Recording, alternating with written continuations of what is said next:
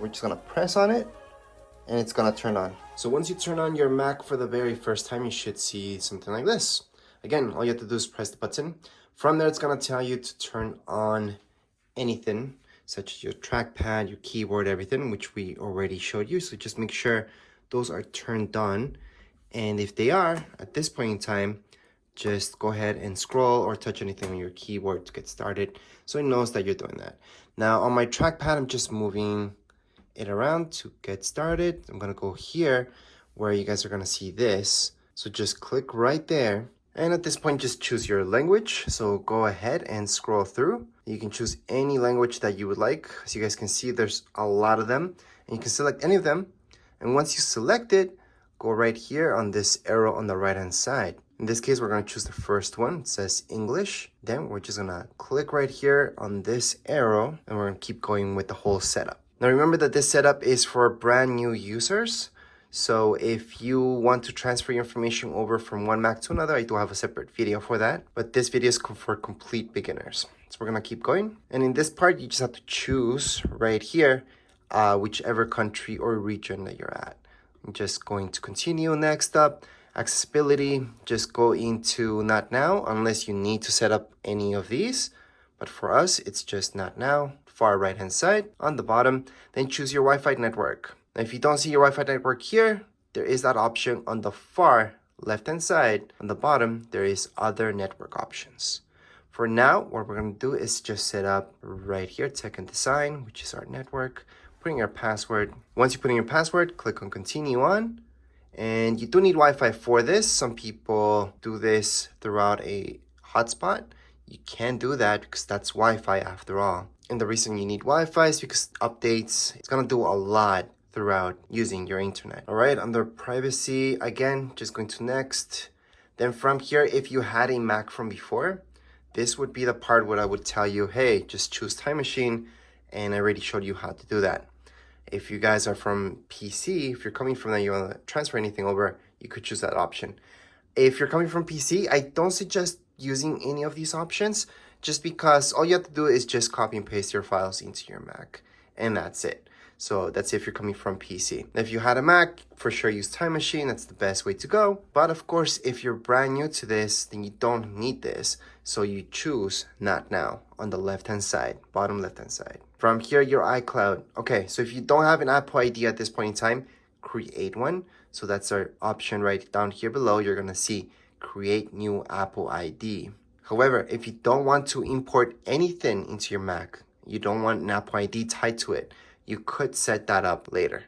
However, again, if you're brand new to this, I highly suggest creating Apple ID. It is free, and that way you guys keep everything on your Apple ID, including your passwords and all that stuff. You could, if you want to, keep it as a backup in your Apple ID. Now, if you're just setting this up for somebody else and you want them to deal with this later, you can always choose on setup later, and that way you're not importing anything personal into it as well. So I'm gonna show you both options at this point in time. So if we click on create new Apple ID, it's gonna take us here. So you just have to choose your new Apple ID. So at this point, just your birthday. So whatever your birthday is, just go ahead and choose it. And from here, scroll down just a little bit for me. Then I'm gonna go into continue on, putting your first name, last name, your email address. That means whatever email you guys have, Gmail, Hotmail, anything like that. Password, create a password. All right, so this will be your new password for your Apple ID. I highly suggest not using the same password that you use for your email. Just create a new one. And by the way, whatever email that you put up here, you're gonna use, that's gonna be your Apple ID. Then down here below, you're gonna see announcements. You can do a check mark there and then just go into next, but you don't have to. So that would be how you guys would create an Apple ID if you wanted to. However, let's say you don't wanna deal with that just yet. You can always go into setup later. So you would click there, you would use skip, and then you would keep going. Again, you do need an Apple ID to download anything onto your Mac. So if you guys want to download any apps from the App Store, you will need that Apple ID. So I highly suggest not doing this unless you're doing that. Anyways, whether you skipped or you created an Apple ID, you would see this screen next. Just click on agree, next up, then create your account. So you can actually put anything for your account. I can put tech and design, YouTube channel, for example, or I can put my real name if I wanted to. I can put my account name, which can be the same thing as my full name or a different name. So I can put tech design as my account name. It's much shorter. I can create a password. So create a password that makes sense to you. And before we could skip this, however, now we do need to create a password. So I'm just gonna create something really, really easy. And you can always do a hint. So you can always give a hint for your password, or you can just skip that part. I'm just gonna skip that part, going to next. So on down here below, continue on. Almost everything that we're doing right now, we can change later on, so it's not a huge deal. However, some things are a little bit difficult to change, such as your account name. Your full name, not really, but your account name, because that's gonna be your folder and all that, your home folder. It's not difficult, but it's a hassle to do it. So it's better if you choose something that you really want at this point. So right now it's creating that account for us. And I highly suggest to enable your location services. That way you guys can use Google Maps and all that stuff without any problems. Actually, you can use the maps from Apple themselves without any problems and all that stuff. You can share your stuff or not. I'm gonna share everything because I do want to improve my computer. And right here, screen time. This, I would suggest heading it up if this is for your kids. So you can set up right now screen time. However, for most adults that I know, they don't really care how much screen time they spend on their Macs because it's usually for work and that's it. So I'm gonna just put that set up later on the bottom left hand side. Siri. Siri is something that's for sure you're gonna use. And if you have an iPhone, you know how it works. You can say, hey Siri, and then it's gonna just go on and answer you. So you can enable hey Siri if you want or not. It's your choice. We're gonna teach you how to set it up, but you can always just uncheck this and just continue on.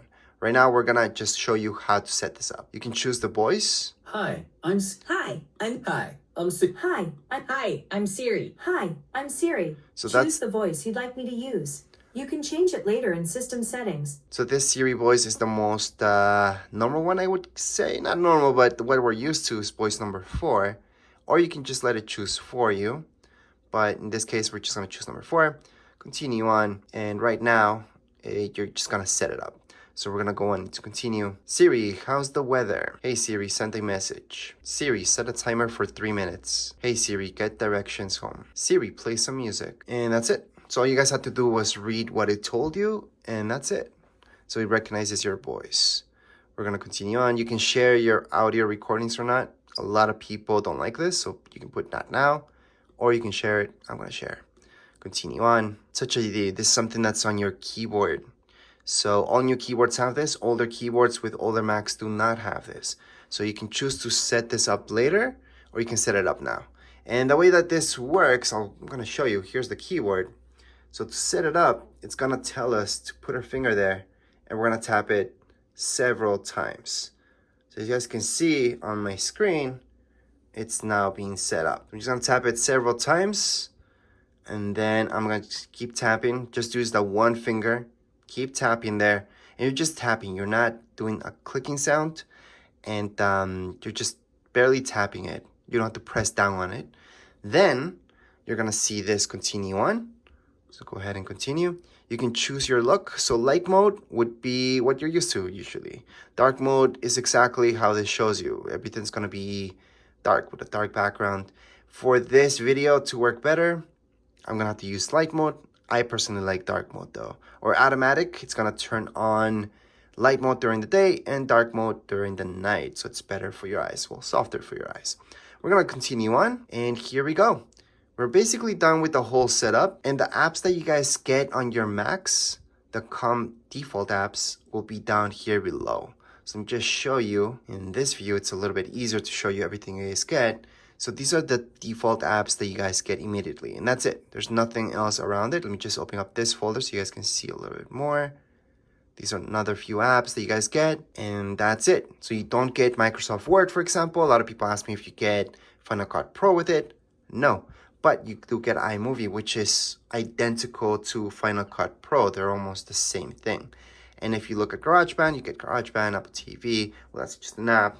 It's a hub. And then you guys get all this other stuff as well.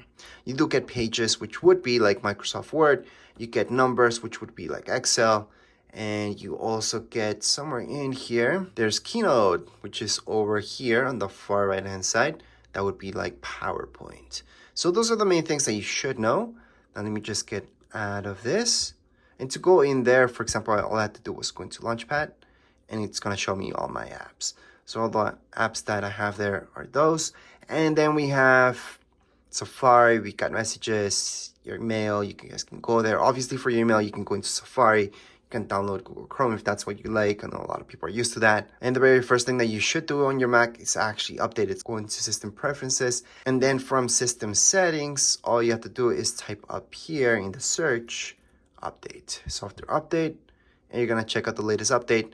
Click on Update Now, and that's it. Right now, you guys can get started using your Mac. And that would be it for this setup video. If you guys would like a full manual, I do have a manual for your new Macs. And I do have several reviews about other Macs as well.